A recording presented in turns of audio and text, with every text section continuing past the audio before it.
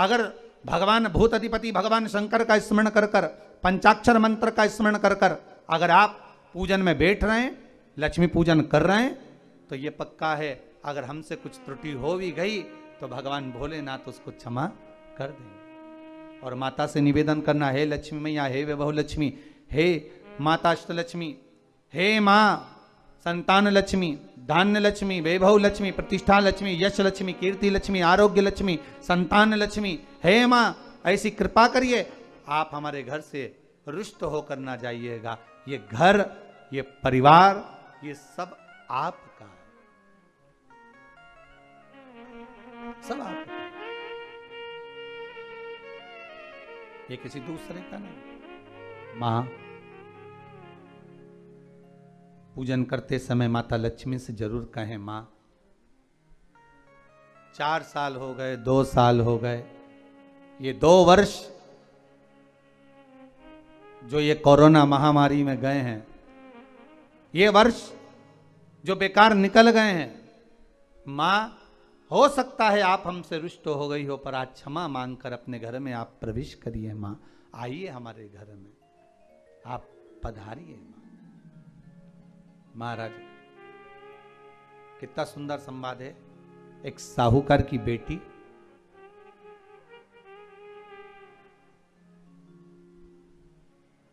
साहूकार की पुत्री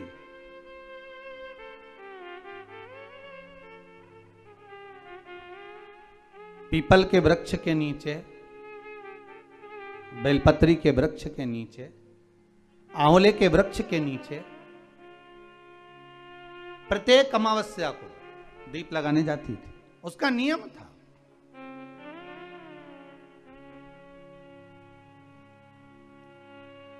साहूकार की पुत्री प्रत्येक अमावस्या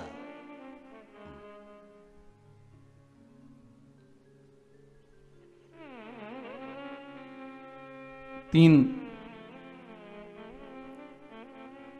दीप, एक बेलपत्री के नीचे, एक आंवले के नीचे, एक पीपल के नीचे लगाने जाते। महाराज आज नारायण ने कृपा कर दी, और क्या कृपा करी कि आज सरस्वती, पार्वती और लक्ष्मी तीनों इन वृक्षों के नीचे जाकर विराजमान हो गई। पार्वती मैया तो पहले से ही बेलपत्री के नीचे है,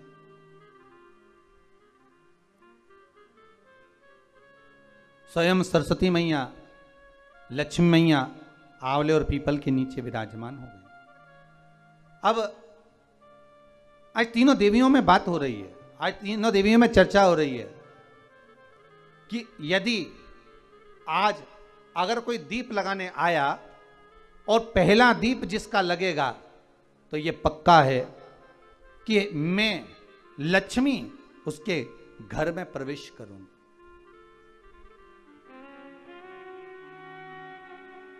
सरस्वती जी बोली, जो पहले बार दीप लगाने के लिए प्रथम में आएगा, मैं उससे अपनी सहेली बना लूंगी, उसको अपनी मित्र बना लूंगी। पार्वती जी बोली, जो प्रथम दीप लगाने आएगा, पार्वती जी कहती हैं, मैं भगवान शिव से कहकर उनका कल्याण करवा दूंगी। अब ये साहूकार की बेटी, वो साहूकार जो कहने का तो साहूकार था, धन पूर्व में बहुत था, पर अब इसके पास में कुछ भी नहीं बचा था। देखिए, सुख दुख तो जीवन में चलता रहता है। आज सुख है, कल दुख है, फिर दुख है, फिर सुख है, ये जीवन में चलता रहता है। भगवान ने दिया, हो सकता है पूर्व में आपके पास में खूब धन होगा, वैभव होगा, सत्ता होगी, फैक्ट्रियां भी होंगी, दुकान भी होगा, धंधा भी होगा, पानी भी होगा, सब कुछ, सारी सत्ता आपके पास में होगी, पर समय की घड़ी किसने देखी है साहब?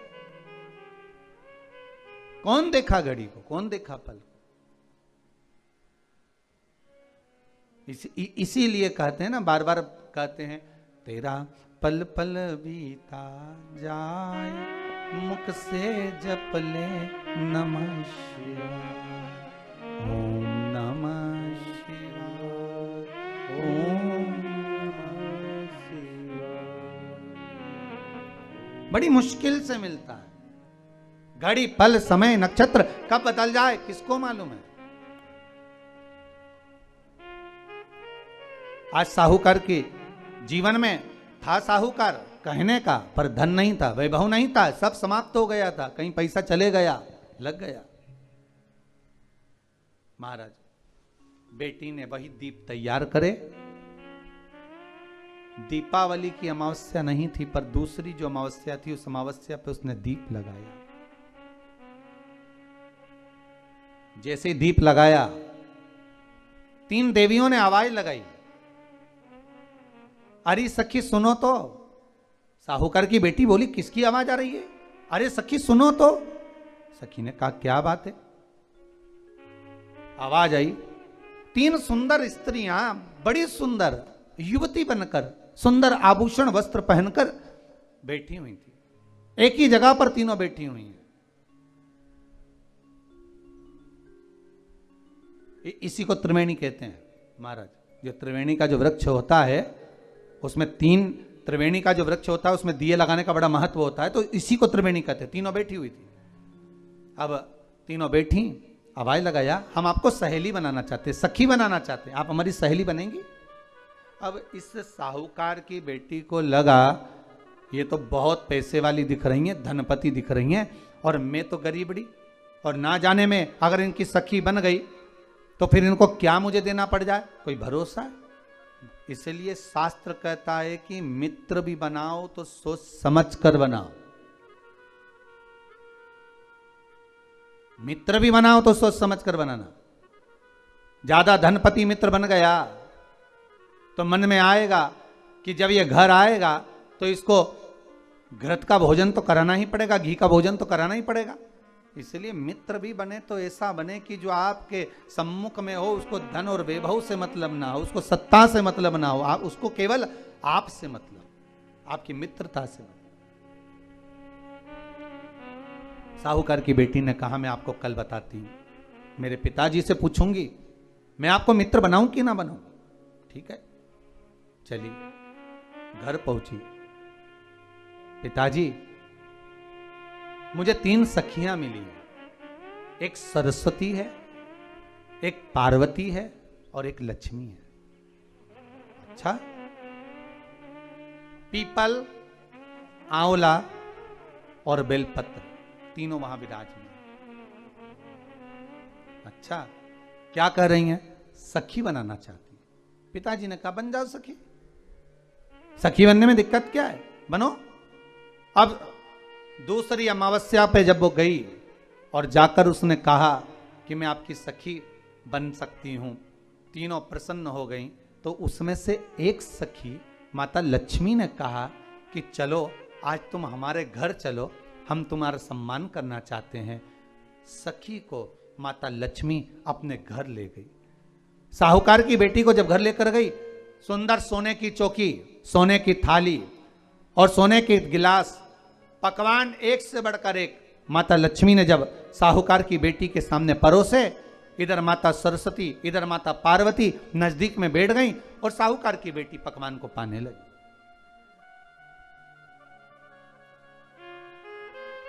साहूकार की बेटी पकवानों को पा रही है, भोजन ग्रहण कर रही है। अब भोजन करने के बाद साहूकार की बेटी चली गई। अब जाते से ही माता लक्ष्मी जी ने कहा, सुनो सखी, अगली जो अमावस्या आ रही है, आपको मालूम है वो कौन सी अमावस्या है? नहीं। कहा, दीपमालिका, दीपावली की अमावस्या, आपको मालूम है? ओहो, पर एक बात हम आपको कहें। लक्ष्मी जी बोली, एक बात हम आपको कहें। हाँ बोलिए। हम चाहते हैं इस अमावस्या को आप हमारे घर आई हो, अगली अमावस्या को हम आपके घर आना चाहते हैं, क्या आप हमें बुलाएंगी? सखी ने कहा, साहूकार की बेटी बोली, अगर आपका मन है आने का तो आप आओ, मना नहीं है। साहूकार की बेटी हूं मैं। लक्ष्मी जी ने मन में सोचा, ठीक है, तैयारी करो। आज साहूकार की बेटी घर पहुंची तो पिताजी ने पूछा, बेटी आज बहुत देर हो गई तुझे आने में, कहां रह गई थी तू, कहां रह गई तू? बेटी कहती है, 3 सखियों के घर गई थी, आने में देरी हो गई, पर मेरी सहेली माता लक्ष्मी जी कह रही हैं कि अमावस्या के दिन मैं तुम्हारे घर में आऊंगी। तो पिताजी ने कहा उसमें क्या दिक्कत है, तैयारी करो। तो पिताजी घर में अपने खाने के लिए तो कुछ नहीं, तो माता लक्ष्मी को क्या खिलाएंगे। कई लोग कहते हैं कि दीपावली पे ना तो हमारे यहाँ घी है, ना हमारे यहाँ तेल है, ना हमारे यहाँ कपास है, ना हमारे यहाँ पर मिठाई बन रही है, ना हमारे यहाँ अच्छे वस्त्र हैं, हम क्या पहने माता लक्ष्मी को रिझाने के लिए। परशु महापुराण की कथा कहती है अगर आपका भरोसा, आपका विश्वास, आपकी दृढ़ता परमात्मा के चरणों में लगी है तो परमात्मा लक्ष्मी पूजन की व्यवस्था भी वही कर देगा कि लक्ष्मी जी का सम्मान कैसे करना, आदर कैसे करना। घर में बच्चों का विवाह होता है, टेंशन आपको होता है, परमात्मा पर छोड़ दो, भगवान विवाह कराने वाला होगा, भगवान पाणिग्रहण संस्कार कराएगा, भगवान व्यवस्था करेगा, क्योंकि जन्म उसी ने दिया है तो मृत्यु भी वही देता है, जन्म उसी ने दिया है तो पाणिग्रहण संस्कार भी वही करा देता है। क्यों सोचना। साहूकार ने कहा बेटी तो इतनी जल्दी हिम्मत हार गई कि तेरे घर में कुछ नहीं है। गाय का गोबर ला, लीपन कर, घर को पोंछ, कचरा उठाकर बाहर फेंकिया। पिताजी घर में तो कचरा भी नहीं है कि जिसका प्रयोग करा जाए, कचरा उठाकर बाहर फेंकिया। चौक पूर, पिताजी चौक पूरने के लिए तो मेरे पास में कुछ है ही नहीं, जो दीवार पर पोत रही है वही मिट्टी को पोत दे, चौक पूर। उनके घर गई थी, सोने की चौकी पर सुंदर आनंदमय भाव से बिठाया है मुझे, सुंदर सोने की थाली में भोजन कराया है मुझे, अब मैं क्या दूं। पिताजी कहते हैं अगर लक्ष्मी आपकी सहेली अगर आ रही है, बड़ी धनपति है, तो व्यवस्था भी वही करेगी। अब लक्ष्मी तो जाने की तैयारी में, सरस्वती उनके साथ जाने की तैयारी में, पर माता पार्वती नहीं गई। माता पार्वती ने कहा आज मैं नहीं जाऊंगी। क्यों? आज मुझे अमावस्या का दिन है ना, इसलिए बेलपत्री के पेड़ के नीचे मुझे रहना पड़ेगा। तो माता पार्वती बेलपत्र के पेड़ के नीचे रुक गई। अब ये दोनों जाने के लिए तैयारी करी, लक्ष्मी और सरस्वती जाने लगी, साथ में उन्होंने गणेश जी को ले लिया, रिद्धि सिद्धि को ले लिया और साहूकार के यहाँ जा रही हैं। जैसे ही साहूकार के यहाँ जा रही थी, इतनी देर में माता पार्वती को लगा कि इसके पास में जिमाने के लिए, रखने के लिए कुछ नहीं है। माता पार्वती ने एक चील का रूप लिया और उड़ती हुई एक राजकुमारी के हार को, रतन जड़ित हार को लेकर मां पार्वती गई और साहूकार के घर में उस फेंक दिया। साहूकार के दरवाजे पर जैसे फेंका, बेटी ने झाड़ू लगाते समय देखा कि कचरा, ये हार कहां से आ गया। पिताजी को दिखाया, अल्लाह मैं जाऊं, और साहूकार लेकर गया हार को। जो सेठ को दिखाया, महाराज ये हार तो करोड़ों का है, कोई साधारण नहीं। धन मिला तो सबसे पहले जाकर एक सुंदर चौरंग लाया, पाटा लाया, उस पाटे पर सुंदर वस्त्र बिछाया और माता लक्ष्मी के आदर की तैयारी के लिए सुंदर सुंदर घर में पकवान बनने लगे साहब। और सुंदर सुंदर पकवान बने। जैसे ही लक्ष्मी घर में प्रवेश करी, सरस्वती प्रवेश करी, गणेश प्रवेश करे, रिद्धि सिद्धि प्रवेश करी, लक्ष्मी जी ने पहला संबोधन कहा, क्यों सखी, तू तो कह रही थी कि मेरे पास में कुछ भी नहीं, फिर इतना सारा सामग्री कहां से आ गई। सखी कहती है, मेरे पिताजी कहते थे जिसके मंदिर में दिया लगाया है, जिस वृक्ष के नीचे दिया लगा कर आई है, जहां जिस देवता को पूछ कर आई है, विपदा की घड़ी में वही देवता आकर खड़े होते हैं। ना जाने कहां से हार मिल गया, ना जाने कब प्रसाद बन गया। लक्ष्मी जी ने ध्यान लगा कर देखा कि पार्वती क्यों नहीं आई थी। समझ में आ गया कि एक सखी पूरी व्यवस्था करने में लग गई थी। ऐसी है मेरी माँ लक्ष्मी, ऐसी है माँ पार्वती, ऐसी है माँ सरस्वती। उनकी आराधना 3 दिन से आप पाटा लगाकर पूजन कर रहे हो। आज भी दीपावली का पूजन भी आपको ऐसे ही करना है। जितना पूजन आप